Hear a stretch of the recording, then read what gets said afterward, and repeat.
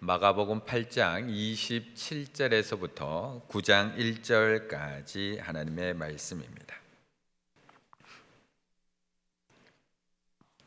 마가복음 8장 27절로 9장 1절의 말씀 한 절씩 교독하시겠습니다.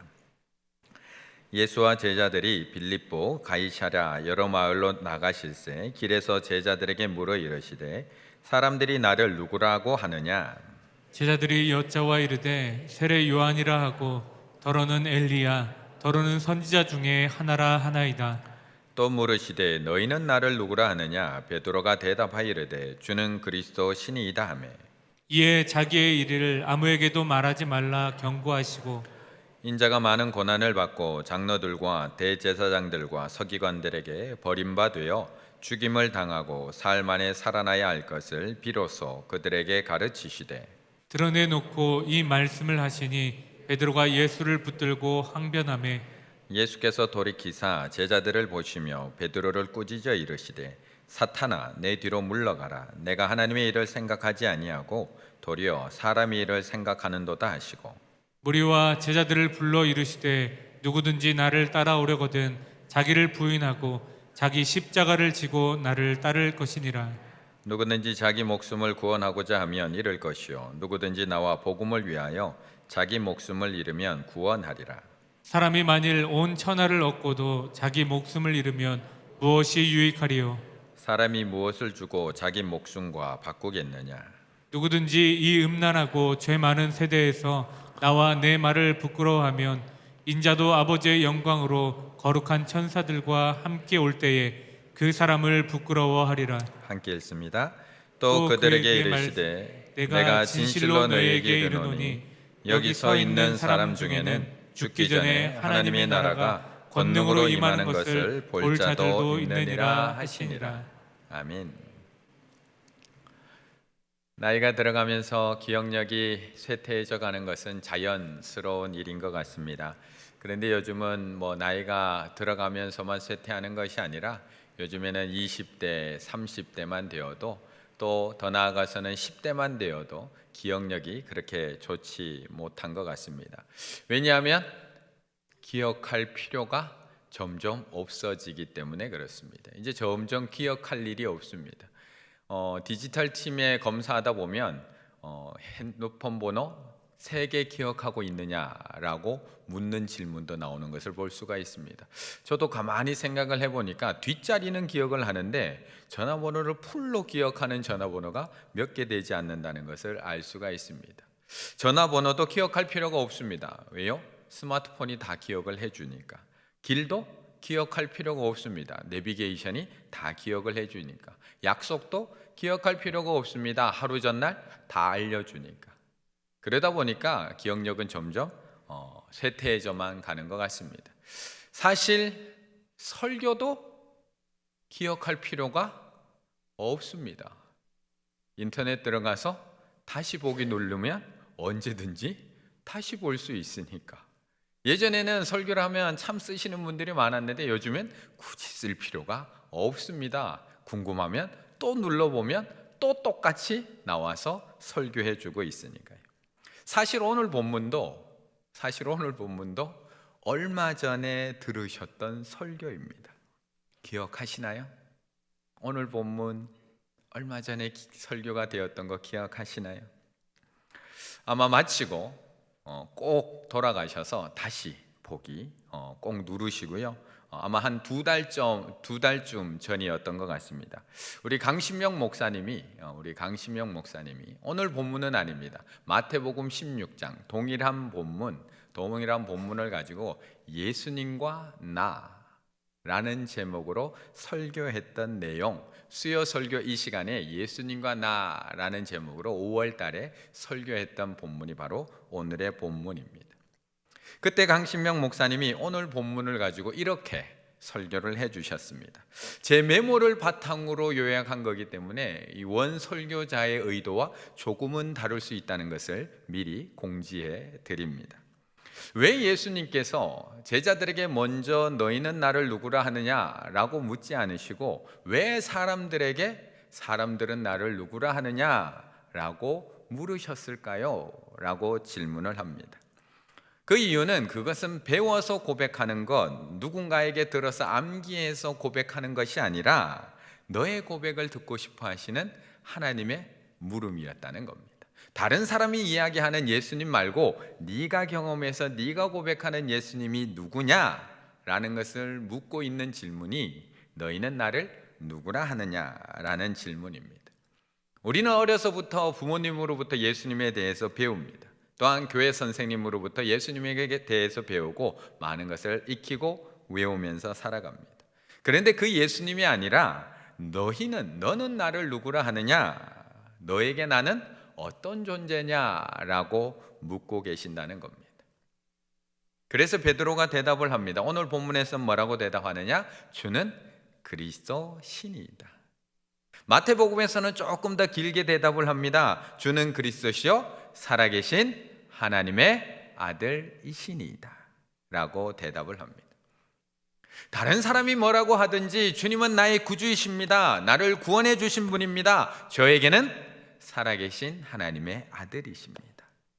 이것이 하나님과 나 사이를 설정하는 고백이고 대답이고, 예수님께서는 이 대답을 통해서 우리와의 관계를 늘 확인하고 싶어 하신다는 겁니다. 그래서 이 예배란 이렇게 그 설교가 마무리가 됩니다. 그래서 이 예배라는 것은 하나님, 예수님과 나 사이가 어떤 사이인지 그 관계를 고백하는 시간, 그 관계를 확인하는 시간, 관계를 잊지 않기 위해서 늘 하나님 앞에 나와서 예배 드리는 것, 그것이 예배다. 이 시간을 통해서 우리는 다시 주님은 그리스도이십니다. 지금 현실이 이렇게 힘들고 어렵지만 그럼에도 주님은 나의 왕이 되십니다 라고 고백하며 나오는 것, 그것이 예배. 지금 코로나로 이렇게 나의 삶이 어렵고 힘들지만 주님께서는 살아계신 하나님의 아들이시기 때문에 나의 모든 것이 하나님의 손에 달렸음을 알고 있기 때문에 이 시간 하나님 앞에 나와 겸손히 무릎 꿇을 수밖에 없습니다. 고백하는 시간. 그 고백을 들은 하나님께서 오늘도 우리에게 응답해 주실 것이고, 갈 길을 보여주실 것이고, 인도해 가실 것이고, 모든 것을 책임져 주시고 붙들어 주실 것이고, 은혜 부어 주실 것이고, 이렇게 세워 주실 것이고, 다시 새 힘을 허락해 주실 줄로 믿습니다. 설교자님 맞나요?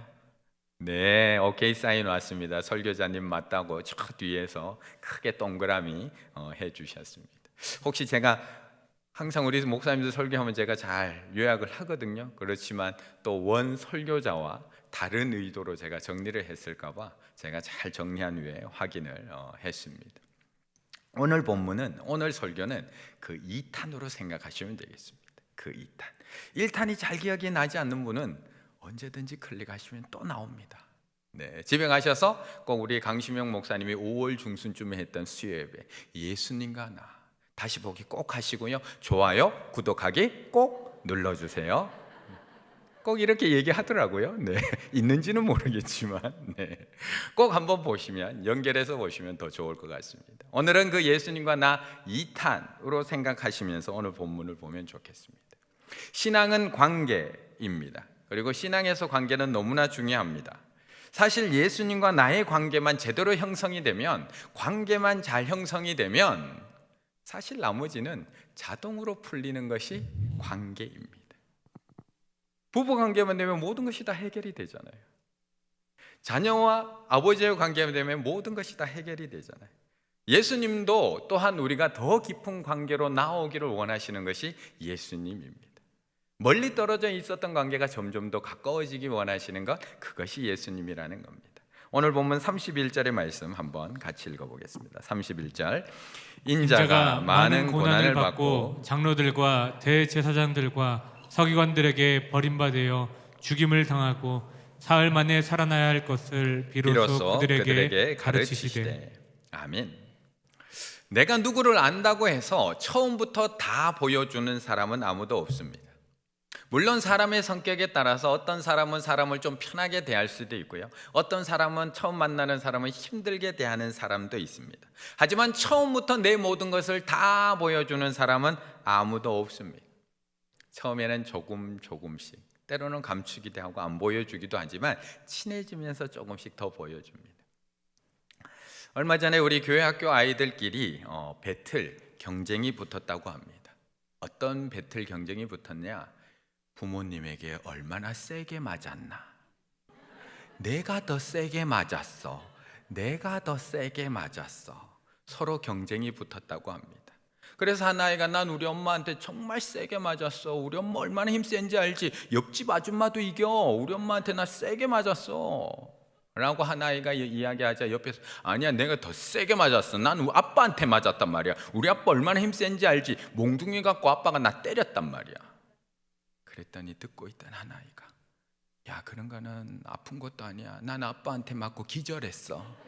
난 아빠한테 맞고 기절했어. 그런데 그 아이 아빠가 우리 부목사님입니다. 우리 부목사님입니다.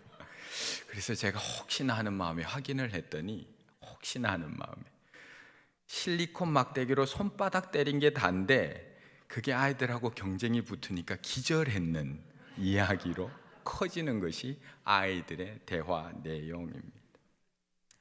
친해지면 다 이야기합니다. 친해지면 다 이야기합니다. 안 친할 때는 처음에 아이들 교실에다 데려다 놓으면 교회 학교 데려다 놓으면 말도 한마디 안 합니다. 그냥 가만히 앉아 있습니다. 그런데 친해지기 시작하면 다 이야기하기 시작합니다. 어제 우리 집에 있었던 일까지 다 이야기해 줍니다. 엄마는 이렇고 아빠는 이렇고 엄마는 드라마만 보고 아빠는 맨날 누워만 있고 이 이야기까지 친구들에게는 다 해주는 것이 친해지면 아이들의 모습입니다. 이번 여행은 어디로 갔다 왔어? 이번 명절에는 용돈은 얼마 받았는데 엄마한테 다 뺏겼어. 저금한다고 했는데 하나도 보이지는 않아. 절대 엄마한테 주지 마. 너도 속는 거야. 이런 이야기까지 아이들은 친해지면 다 해주는 관계가 됩니다. 예수님과 제자의 관계도 마찬가지입니다. 예수님께서 이 제자들을 부른 지 3년이 되었습니다. 그리고 항상 따라다니게 하시면서 많은 것을 보여주시고요, 많은 것을 가르쳐 주었습니다. 무리들과 함께 있으면서 가르쳐 주기도 하고 보여주기도 했지만 늘 예수님께서는 제자들만 따로 떼어내셔서 그들에게만 특별히 가르쳐 주시고 보여주는 것이 있었습니다. 오병이어처럼 많은 무리들이 앉아있는 그 들판에서 보여주신 놀라운 이적과 기사도 있었습니다. 하지만 그 무리들이 다 떠나가고 나서 풍랑이는 바다로 위를 걸어오셨을 때는 제자들밖에 없었습니다. 마가복음 4장에 보면 4가지 밭의 비유가 등장을 합니다. 그 밭에는 길가밭, 돌밭, 가시떨기, 좋은 땅. 이것에 대해서 무리들에게 예수님께서 비유로 열심히 이야기해 줍니다. 이 이야기는 무리들 전체가 듣도록 다 이야기해 주는 겁니다. 그런데 그 뜻은 친한 제자들에게만 알려주십니다. 마가복음 4장 34절에 보면 이렇게 말씀합니다. 함께 있습니다. 비유가 아니면 말씀하지 아니하시고 다만 혼자 계실 때에 그 제자들에게 모든 것을 해석하시더라. 아멘. 예수님도 아무에게나 다 보여주시지 않습니다. 물론 예수님께서는 모든 사람들 사랑하십니다. 모든 사람 차별하지 않으시고요, 똑같이 사랑하는 하나님 예수님이시지만 하지만 아무에게나 모든 것을 다 보여주고 가르쳐주지 않습니다. 관계가 되어야지 가르쳐줍니다. 관계가 되어야지 보여줍니다. 그래서 관계가 중요한 겁니다. 그래서 예수님과 나의 관계가 중요한 겁니다. 그것을 이해할 만한 관계, 그것을 받아들일 수 있는 만한 관계, 그것을 보여줄 만한 관계가 되어야지만 보여주고 계시다는 겁니다. 그런데 사실 이 제자들에게도 다 보여주셨던 것이 아닙니다. 지금까지 제자들만 특별히 따로 불러서 가르치시고 보여주시고 알려주신 것도 많이 있지만 제자들에게조차도 보여주시지 않은 것들이 있습니다. 왜요? 아직까지 그 정도 관계가 되지 않았기 때문에. 그런데 오늘 드디어 그 관계가 되었습니다. 예수님의 그 고백으로 말미암아 예수님과 나와의 관계는 그 관계 이상이에요. 예수님, 지금까지 그 예수님과 제자의 관계 이상이에요 라고 하는 그 고백으로 인해서 예수님께서 다음 것을 보여주십니다. 그것이 31절 아까 전에 읽었던 말씀을 다시 한번 보면 인자가 많은 고난을 받고 장로들과 대제사장들과 서기관들의 버림받아 죽임을 당하고 사흘 만에 살아날 것을 비로소 지금까지는 안 보여주셨다는 거예요. 지금까지는 안 가르쳐 주셨다는 거예요. 그런데 그 고백을 하자 비로소 그들에게 가르쳐 주십니다. 이래서 관계가 중요한 겁니다.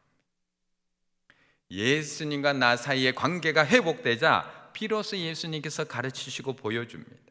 예수님께서는 이 베드로의 고백 속에서 그 관계의 발전을 느끼고 계시는 겁니다. 지금까지는 자신의 성공만을 위해서 예수님을 따라다녔던 그 베드로가 어느새 성장을 해서 아직도 더 성장해야 되지만 이제는 조금 더 깊은 이야기를 해줘도 될 만큼 나와의 관계가 되었다는 것을 확인하시고 비로소 그에게 가르치고 보여주십니다. 무엇을요? 내가 죽을 것과 부활할 것에 대해서, 내가 장로들과 대제사장들, 서기관들에게 버림받고 죽음을 당했다가 사흘 만에 다시 살아날 것을 비로소 드디어 가르쳐주고 계십니다. 이 비밀을 알았으면 어떤 반응이 일어나야 될까요? 더 관계가 발전하고 더 놀라운 비밀을 알았다면 어떤 반응이 있어야 될까요? 32절의 말씀, 그의 반응을 한번 보겠습니다. 32절 함께 읽습니다. 드러내놓고 이 말씀을 하시니 베드로가 예수를 붙들고 항변하매. 아멘. 만약 예수님께서 베드로를 부르는 그 처음부터 이 그림을 다 보여주셨다면 과연 예수님의 제자들이 예수님을 따라왔을까요? 예수님께서 베드로를 처음 부르는 그 순간부터 고난과 십자가를 당할 거야, 나는 고난받고 나는 죽게 될 거야 라고 다 이해하게 하고 나를 따라와 라고 했다면 따라갔을까요? 우리 성도님들에게 예수님을 믿게 되면 고난당하고 죽임당할 거야 라고 이야기했다면 과연 예수님을 따라 출발했을까요? 지금 베드로의 반응을 보면 절대 따라 나서지 못합니다. 지금 베드로는 무려 3년이나 예수님을 따라다닌 사람입니다. 예수님의 수제자입니다. 다른 제자들은 데리고 다니지 않았던 곳까지 다 데리고 다녔던 사람, 항상 예수님의 곁에 있었던 사람 베드로. 병전자가 치유되는 것, 귀신이 쫓겨나가는 것, 중풍병자가 치유되는 것, 듣지 못하는 사람이 듣게 되는 것, 말 못하는 자가 말하는 것, 죽은 아이가 살아나는 것, 거기다가 예수님 손 붙잡고 무리까지 걸었던 사람, 그 사람이 베드로. 그런데 이 이야기를 들은 베드로의 반응, 예수님 멱살 잡고 있습니다. 예수님 그게 무슨 말입니까? 지금 저한테 지금 무슨 말 하시는 겁니까? 지금 예수님을 꾸짖고 있습니다. 지금 도대체 무슨 말씀을 하시냐고 소리 지르고 항변합니다. 항변, 에피티마오라는 단어인데요, 꾸짖다, 책망하다. 누가 누구를 지금 꾸짖고 있습니까? 누가 누구를 지금 책망하고 있습니까? 예수님을 꾸짖고 있습니다. 예수님과 나 사이가 흔들리고 있습니다. 분명히 바른 고백은 했지만 내가 생각했던 그 그리스도가 아닙니다. 내가 기대했던 그 하나님의 아들이 아닙니다. 내가 기다렸던 그 메시아가 아닙니다. 그래서 예수님을 3년 따라다녔음에도 불구하고 지금 예수님을 붙들고 있습니다. 항변하고요, 꾸짖고 있습니다. 분명히 주는 그리스도입니다. 이 고백은 베드로가 한 고백이 아닙니다. 우리가 알고 있듯이 하나님께서 알게 하신 고백입니다. 그렇기 때문에 이 고백은 완벽한 고백입니다. 이 고백이 잘못된 고백은 아닙니다. 고백은 문제가 없습니다. 하지만 그 안에 담겨있는 의미는 달랐던 겁니다. 베드로의 고백 가운데 담겨있는 이 그리스도의 의미는 베드로에게는 로마의 압제에서부터 나를 구원해 주실 그런 왕 중의 왕을 기다리고 있었던 의미입니다. 이 코로나의 문제를 한 번에 해결해 주실 그 능력의 왕, 우리 가정의 문제를 한 번에 다 해결해 주실 그 전능의 왕, 내 사업을 성공시켜 주시고 내 자녀에게 좋은 직장을 허락해 주시고 내 질병을 한 번에 다 치유해 주실 그 전능과 권능의 왕 중의 왕, 선지자 중에 선지자, 제사장 중에 제사장을 기다렸던 겁니다. 그런데 그 그리스도가 나는 핍박받아 죽는다고 이야기를 합니다. 내가 그렇게 기다리고 3년이나 내 모든 것을 다 버리고 다 따라다녔던 그 그리스도가 나는 죽었다가 3일 만에 부활한다고 하십니다. 내가 기다리고 원하던 그리스도가 아니라 하나님의 뜻을 이루실 그리스도임을 가르쳐 주시고 보여주시자 관계가 흔들리고 있는 겁니다. 그런데 사실 예수님과 그 관계가 흔들렸던 사람은 베드로만이 아닙니다. 이건 베드로의 이야기만이 아닙니다. 마태복음 11장 2절 3절의 말씀을 보면 세례 요한 이야기가 나옵니다. 함께 읽습니다. 요한이 옥에서 그리스도께서 하신 일을 듣고 제자들을 보내어 예수께 여짜오되 오실 그이가 당신이 오니이까 우리가 다른 일을 기다리오리이까. 아멘. 다혈질의 감정적인 베드로가 흔들렸다. 그것은 우리가 충분히 이해하고 감안할 수 있습니다. 베드로니까, 감정적이니까 흔들릴 수 있어. 그런데 예수님을 그렇게 광야에서 경건하게 기다렸던 세례 요한도 흔들렸습니다. 분명히 예수님은 메시아이고 그리스도라고 하셨는데 나는 그의 길을 예비하느라고 광야까지 와서 그렇게 예수님을 경건하게 기다렸던 세례 요한까지도 예수님께서 보여주시는 그 모습을 보면서 관계가 흔들립니다. 저분이 정말 내가 기다렸던 그 예수님이 맞아?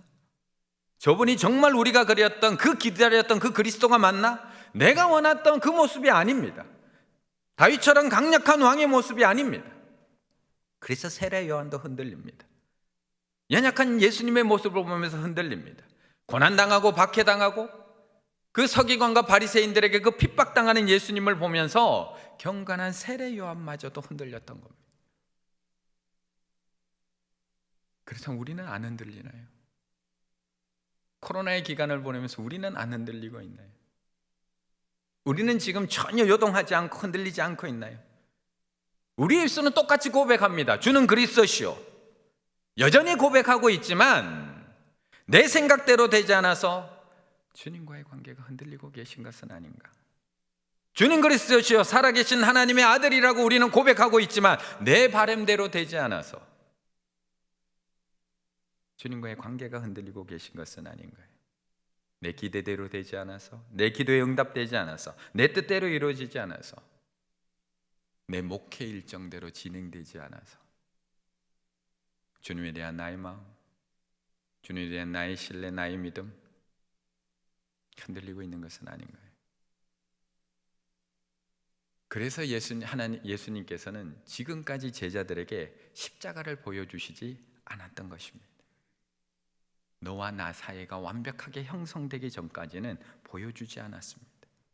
주는 그리스도시요 하나님의 아들이라는 고백이 있기 전까지 나의 고난과 죽음, 나의 십자가, 부활 가르쳐주지 않았던 것입니다. 그래서 이제 비로소 자신의 마지막 모습까지도 제자들에게 보여주고 계십니다. 그리고 그 고백을 넘어서 너희의 믿음의 고백을 넘어서 마지막 결단을 요구하고 계십니다. 34절의 말씀 함께 읽겠습니다. 34절입니다. 무리와 제자들을 불러 이르시되 누구든지 나를 따라오려거든 자기를 부인하고 자기 십자가를 지고 나를 따를 것이니라. 아멘. 예수님과 나의 관계에 있어서 고백은 너무 중요합니다. 예수님께서는 다른 사람의 고백을 듣고 싶은 것이 아니라 나의 고백을 듣고 싶어 하십니다. 하나님을 향한 나의 고백을 듣고 싶어 하십니다. 그리고 예수님께서는 항상 그 고백을 통해서 우리와의 관계를 확인해 나가십니다. 그런데 고백이 올바르다고 해서 믿음까지 올바른 것은 아닙니다. 하나님께서 알게 하신 그 놀라운 고백이 완벽하다고 해서 믿음까지 완벽한 것은 아닙니다. 우리가 매주 교회에 나와 하나님 앞에 사도신경으로 우리의 믿음의 고백을 올려드립니다. 그렇다고 그 고백을 하는 모든 사람들의 믿음이 바르던가요? 오늘 예수님께 믿음의 고백을 하고 있는 제자들 가운데는 가룟 유다가 여전히 있습니다. 바르던가요? 예수님에 대한 그 믿음의 고백 우리만 하고 있다고 생각하시나요? 아니요, 우리만 하는 것이 아닙니다. 마가복음 1장 24절, 마가복음 안에 그대로 다 담겨 있습니다. 마가복음 1장 24절 함께 읽습니다. 나사렛 예수여, 우리가 당신과 무슨 상관이 있나이까? 우리를 멸하러 왔나이까? 나는 당신이 누구인지를 아노니 하나님의 거룩한 자니이다. 아멘. 나는 당신이 누구인지를 안답니다. 하나님의 거룩한 자라고 정확하게 알고 있습니다. 이 고백이 누구의 고백인지 아세요? 이 고백이 회당에 있던 더러운 귀신 들린 사람의 고백입니다. 회당에 있던 더러운 귀신 들린 사람의 고백입니다. 귀신도 너무 잘 알고 있습니다. 그리고 고백까지 합니다. 하나님의 거룩한 자니이다. 이 귀신이 특별해서 그 하나님의 예수님에 대해서 잘 알고 있고 예수님에 대해서 정확하게 고백하고 있을까요? 아니요. 마가복음 5장 7절에도 나옵니다. 마가복음 5장 7절 말씀 이렇게 말씀합니다. 이렇게 말씀합니다. 함께 읽습니다. 큰 소리로 부르짖어 이르되 지극히 높으신 하나님의 아들 예수여, 나와 당신이 무슨 상관이 있나이까? 원하건대 하나님 앞에 맹세하고 나를 괴롭히지 마옵소서 하니. 아멘. 큰 소리로 부르짖어 이르되 지극히 높으신 하나님의 아들 예수여. 이건 누가 고백하고 있는 건가요? 거라사의 광인. 거라사의 광인. 무덤 사이에 살면서 쇠사슬도 다 끊어버렸던 그 광인이 예수님을 보고 달려와서 엎드려 절하며 고백하는 것, 큰 소리로 부르짖어 이르되 지극히 높으신 하나님의 아들 예수여. 이게 거라사 광인의 고백입니다. 그런데 이들에게 고백은 있는데 없는 게 있습니다. 그것이 십자가입니다. 그것이 십자가입니다. 이들은 예수님이 누구인지 정확하게 알고 있고 하나님의 아들 거룩한 분이십니다, 지극히 높으신 하나님입니다 라고 고백은 하고 있지만 예수님을 따른 삶은 없습니다. 십자가는 없습니다. 다른 사람을 살리기 위해서 걸어가야 되는 십자가의 삶이 없고 믿음의 삶이 없고 하나님의 뜻을 이루는 그 삶은 없다는 것입니다. 그래서 사단이 광야에서 예수님을 시험할 때 계속해서 던지는 시험이 십자가 없는 영광입니다. 십자가 없는 영광에 대해서 계속해서 이야기하고 있는 겁니다. 하나님의 방법이 아니라 세상의 방법으로 충분하다는 겁니다. 돌을 떡덩이로 만들라, 성전 꼭대기에서 뛰어내리라, 내게 절하라. 그러면 사람들이 너를 알아줄 것이고 너를 높일 것이고 세상 모든 영광이 너에게 주어질 것이다. 십자가 없는 영광. 하나님의 방법이 아닌 세상의 방법으로 그 길을 가라고 이야기하고 있는 겁니다. 오늘 베드로는요, 예수님에 대한 고백은 완벽했지만 그도 십자가 없는 그리스도, 십자가 없는 영광만을 바라보고 있습니다. 하나님의 방법이 아닌 세상의 방법으로 그리스도의 역할 감당해 주시면 안 되겠어요? 그것을 목을 부여잡고 항변하고 꾸짖고 있는 겁니다. 그래서 예수님을 붙들고 항변하고 있는 겁니다. 당신은 살아계신 하나님의 아들입니다 라고 이야기해놓고 그의 목을 붙들고 살아계신 하나님의 아들을 꾸짖고 있습니다. 나의 왕이라고 하면서 그 왕을 내 앞에 앉혀놓고 무릎 꿇고 앉혀놓고 그 왕에게 따지고 있습니다. 나무라고 있습니다. 예수님에 대해 바로 알고 바로 고백하는 것 중요합니다. 여기까지 발전하는 것만으로도 힘든 일입니다. 하나님께서 알게 해주셔야지만 가능한 것. 이 자리에 불러주신 것만도, 그 놀라운 십자가와 죽음과 그 부활의 비밀을 알게 해주신 것만으로도 우리에게는 너무나 큰 축복입니다. 왜냐? 이 축복을 못 받은 사람들도 너무나 많거든요. 그런데 예수님은 이제 그 믿음의 고백을 넘어서 십자가를 따라오라고 초청하고 계신 겁니다. 믿음의 고백이 잘못된 거 아니야. 하지만 거기서 멈추지 말라고 이야기하고 있습니다. 입으로만 고백하지 말고, 입에서만 끝나는 믿음의 고백에서 끝나지 말고 정말 나를 그리스도라고 고백한다면, 정말 나를 하나님의 아들이라고 고백한다면 십자가 길도 같이 가자고 초청하고 계시고 있습니다. 정말 내가 왕이라면, 정말 내가 그리스도라면, 정말 내가 살아있는 하나님의 아들이라면 그 고백이 끝이 아니라 그 고백을 넘어서 나를 믿고 죽어도 다시 사는 그 십자가의 길을 함께 걸어가자고 초청하고 있는 겁니다. 너희는 나를 누구라 하느냐? 오늘도 예수님께서는 이 질문을 지난 설교에 의해서 오늘도 우리에게 각자에게 던지고 계십니다. 하나님께서 나에게 던지는 이 강력한 질문 앞에 다른 사람의 대답이 아닌 나는 정말 예수님을 누구라고 고백하고 있는가? 나는 정말 예수님은 무엇이라고 고백하고 있는가? 오늘 그 질문 앞에 다시 한번 대답해 보셨으면 좋겠습니다. 오늘은 어떤 고백이 나오시나요? 주는 그리스도시요 살아계신 하나님의 아들이시니이다. 고백이 나오시나요? 그렇다면 오늘 나 자신에게 한 가지 질문을 더 던져보셨으면 좋겠습니다. 그렇다면 나와 함께 십자가를 질 수 있겠니? 그렇다면 너는 십자가를 지고 나를 따라올 수 있겠니? 힘들고 어렵지만, 지치고 쓰러지겠지만, 고통스럽고 아프겠지만 내가 지고 가는 이 십자가의 길 너도 함께 걸어갈 수 있겠니? 너의 고백대로 내가 그리스도라면, 너의 고백대로 내가 왕이라면, 너의 고백대로 내가 살아있는 하나님의 아들이라면 나를 믿고 이 십자가의 길 따라올 수 있겠니?